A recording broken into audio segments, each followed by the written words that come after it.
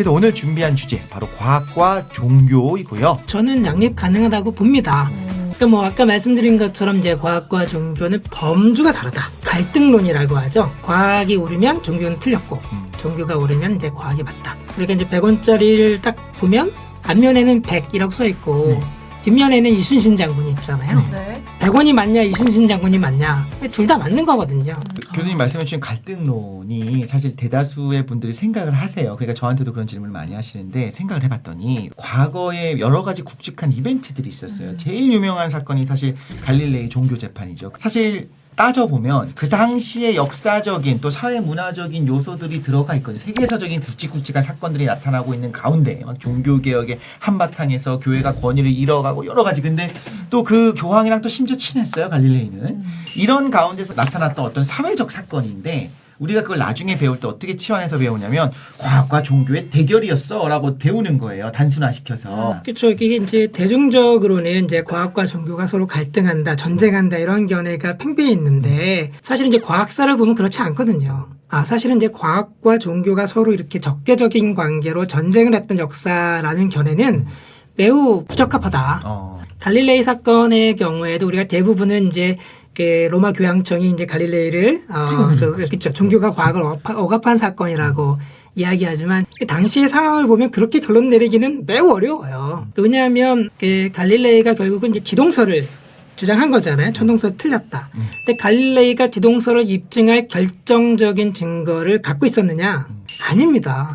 갈릴레이의 증거는 이제 달에 분화구 같은 게 보인다. 그렇죠? 천상의 물질 제5원소라고 생각했던 그리스 일합 철학에서 봤던 근데 제5원소가 아니라 지구를 구성하는 물질하고 뭐 거의 비슷한 거고. 4대 위성도 그렇죠. 그다음에 목성에 그 달이 4개가 돌잖아요. 이게 망원경으로 처음 봤더니 달들이 목성 주위를 도는 거예요. 뿐만 아니라 이제 수성도 반원이 됐다가 초승달처럼 보였다가 이거는 수성이 태양 주위를 돈다는 얘기거든요. 그런 것들을 이제 제시했지만 결정적인 증거는 아니었습니다. 갈릴레오 당시에는 입증됐다고 보기 어렵고 과학자들 중에도 갈릴레오의 반대편에 섰던 사람도 있고 반면에 이제 종교인들 중에서도 사실은 갈릴레이를 지지했던 사람도 많아요.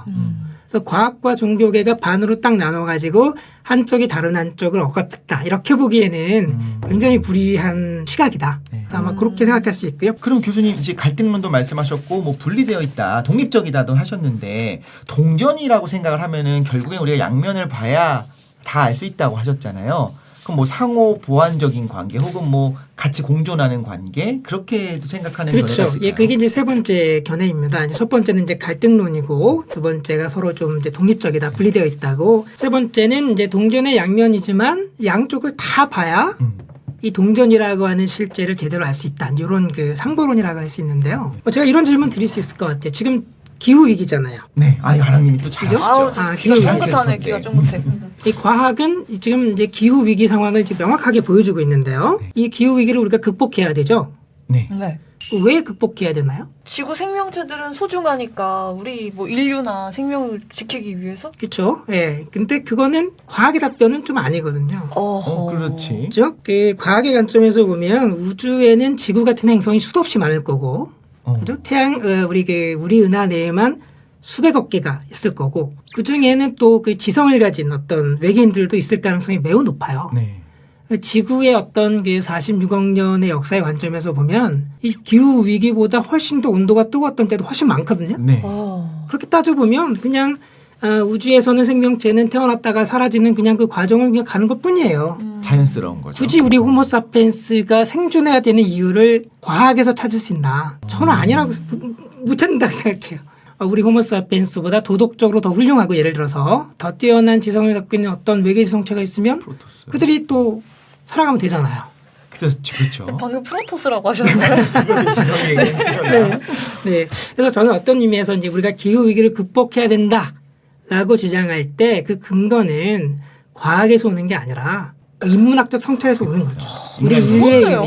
그죠? 그다음에 우리 인류뿐만 아니라 우리랑 함께 살아가고 있는 지구의 어떤 그 다른 종들, 지구에서 사는 존재로서 함께 지구를 보호하고 우리가 지켜나가야 된다. 네. 이거는 인문학적, 철학적 성찰이에요. 종교적인 성찰일 수도 있죠. 과학의 답변이 아닙니다.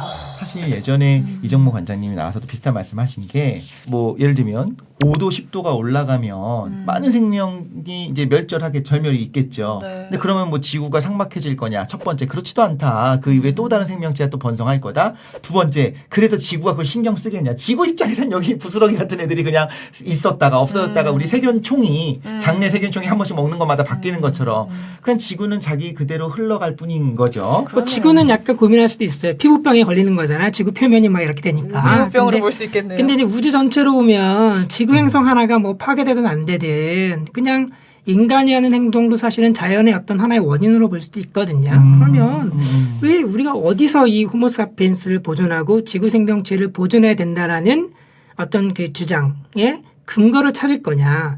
저는 과학에서는 찾기는 어렵다고 봐요. 그런 면에서 보면 네.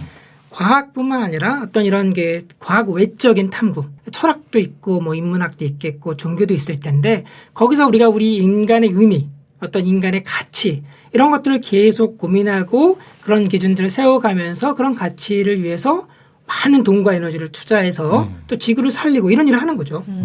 그렇게 보면 과학과 종교는 상부적이다. 서로 이렇게 보완적이다. 이렇게 또 생각할 수 있다고 봅니다. 저희가 여쭤보고 싶은 이야기, 특히 독실님이 아직도 많이 쌓여있는 것 같은데. 그러니까요. 근데 저희 시간이 한정돼 있기 때문에 마지막 질문을 드려보고 싶습니다. 우리가 아직 과학으로 밝혀내지 못한 부분이라고 해야 할까요?